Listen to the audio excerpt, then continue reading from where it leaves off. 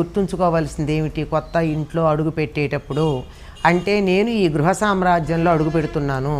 ఈ గృహ సామ్రాజ్యంలో నేను నిజానికి మహారాణిని, కానీ మా అత్తగారు అనే మహారాణిని నేను ఏమీ అనకూడదు గనక నేను యువరాణిని అనుకోవాలి.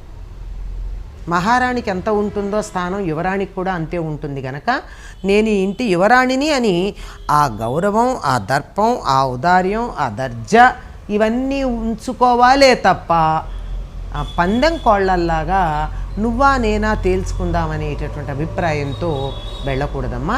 మొట్టమొదటి ఇది నా జీవితం, నేను నా భర్త కలకాలం కలిసి ఉండాలి అనే భావన ఉండాలి. అత్తగారితో కాపురం చేయటం లేదు, కానీ అత్తగారు కాపురంలో భాగంగా ఉన్నారు. అందువల్ల ఆవిడని పక్కకు పెట్టడానికి వీల్లేదు.